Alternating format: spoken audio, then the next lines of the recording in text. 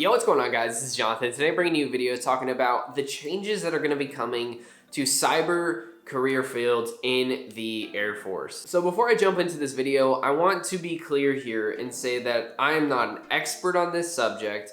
I have very little information about what is going on. I haven't done tons of research. I got a briefing at work about it. I read some stuff on Reddit to try to piece stuff together and understand it better. And that is me going into this video. So if you are an expert about this, you are in the Air Force, you know everything about it, that's great, that's awesome, but this is me clarifying that I am not an expert on this subject. However, it is super interesting information and I really want to talk about it, so listen in. Basically, right now in the Air Force, when you join into the cyber career fields, we mostly are known as 3Ds. So you have 3DOX2s like me, which is cyber systems operators.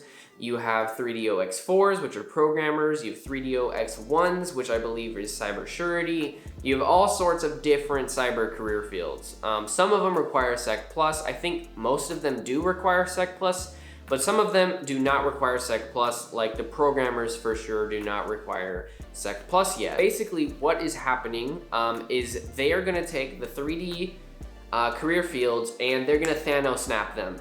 They are not going to exist anymore and they're all gonna transition into, what is it? It is 1D7X0. And basically, they're gonna have shred outs and that is what your primary job is gonna be. So all of those cyber career fields are gonna go into one cyber career field. And they're not gonna call communication squadrons anymore, because right now at Scott Air Force Base, we have a communications group, and then we have the comm squadron and the comm support squadron. And it's actually really unique for the Air Force for Scott to have a communications group, but basically they're gonna take comm squadrons, contract the work out to civilians or contractors or whoever, and then they're gonna take the comm squadrons and they're gonna call them cyber squadrons. Your career fields are gonna change. This isn't gonna affect me because I am not gonna be in the military probably when most of these changes happen. However, this is gonna change tech school. This is gonna change pretty much everything that any of us have ever talked about in the Air Force about cyber on YouTube and pretty much anywhere, because it's gonna be completely different. Like, basically, they're gonna, let me just read this comment, because again, like, I'm not an expert. This video is gonna be super rambly because I'm not an expert about this, and this is a comment from Reddit, but it's kind of like a quick justification of like what's going on. So all 3D XXX AFSCs, which is the Air Force specialty code for jobs, are moving into 1D7X0 with a shred depending on their current assignment. So certain bases work on certain things, certain squadrons work on certain things. They all support different missions from different MAJCOMs all over the Air Force. That's basically what that's saying.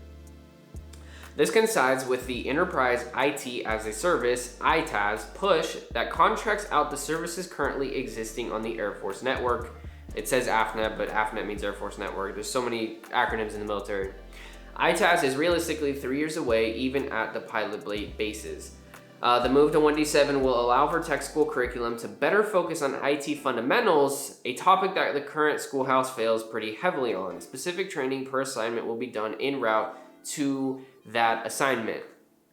This is information that I did hear at the brief yesterday. This comment, the reason I chose to read it is because it kind of summarizes everything into what they talked about at the brief. There were two chiefs who gave us the brief.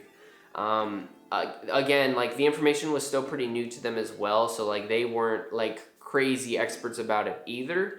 However, I think there's documentation somewhere. I don't think it's like open to the public, to like the civilian network yet. Like, I think you need a cat card to log in to view the files and stuff. Not that they're secret or anything, but just that's just where they're at right now. But yeah, honestly, my thoughts and opinions about it, I don't know, it's kind of crazy. I never really thought that the Air Force would do that. I guess it kind of makes sense because cyber is very general. IT is very general. Like, for example, I just made a video about how I went from being a 3DOX2 to basically kind of being a 3DOX4 because they just stole me out of my job to go work with programmers and learn how to automate and learn Linux and learn CentOS and learn Bash and Shell and Ansible and all sorts of stuff like that. When I was just working on Windows Server 2012 and Windows Server 2008 R2 and all sorts of stuff like that, and I didn't really have a choice about it. Like, my job just completely changed. I mean, like, as an operator. So now with this, there's going to be tons of like MDTs, which are mission defense teams, and they basically, like, I don't know specifically what they do. We have some at my base right now, but they defend the mission somehow with cyber. So they like find vulnerabilities, I believe, like certified ethical hacking and all sorts of stuff like that, just to make sure that weapon systems and whatever their mission is secure, I'm assuming. So basically what I've heard is there's gonna be tons of mission defense teams everywhere. And then there's gonna be the ITAS stuff, which I believe is like just the contracting out to the normal IT stuff. And then there's us airmen who are just 1D7s, and we are all the same pretty much, because we would go to tech school to get IT fundamentals, just everything about IT, what IT is, probably computer like fundamentals, and I don't even know what that would look like. The first 2 weeks at tech school for most 3D jobs are at Dolan Hall, and that's where you learn about pretty much like IT fundamentals and stuff like that. And then you go on later to the other schoolhouses to learn more specifically about your job.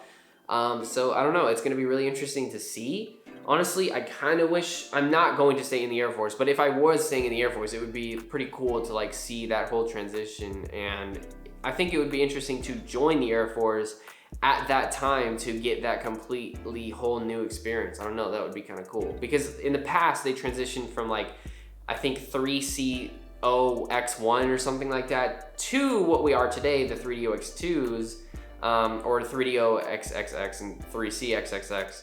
And now it's another transition. So I don't know, it's kind of crazy. I've definitely seen some negative opinions about being that general, because basically when you PCS, your shred can change. So you can go, this is just an example because I don't know what the shreds are even gonna be, but you can go from probably like working with programmers maybe or something to literally PCSing to HICM or Scott or something, and then you can end up working with sysadmins and doing something completely different. So who knows? But I mean, it might be good for people in communication and stuff to all be on the same level of IT fundamentals, whatever that means. So I don't know. Hopefully it all goes positive. Hopefully it's all good. Anyways, that is the information that I have about it. If I get more information, which I'm sure that we will eventually, I will try to make an updated video about it. I don't need anybody ripping me in the comments or anything like that, because I'm not an expert about the information. I just got the information yesterday, and then I just looked up more information about it today. So take it with a grain of salt. And yeah, thank you so much for watching. If you haven't already, hit that subscribe button and turn on the notifications bell so that you can be notified when I upload a video. If you haven't already, leave your ship dates down below so that you guys can communicate with each other and make some friends before you go to basic. And also, if you have any questions, feel free to leave them down below too, because that is my main purpose of this channel, is to answer your questions. I will find answer for your questions if I don't know the answers to the questions, but I literally spend a long time, all the time, scrolling through comments and answering questions, because I don't know, that's kind of the whole purpose, is to help people. So anyways, again, thank you so much for watching, and peace out.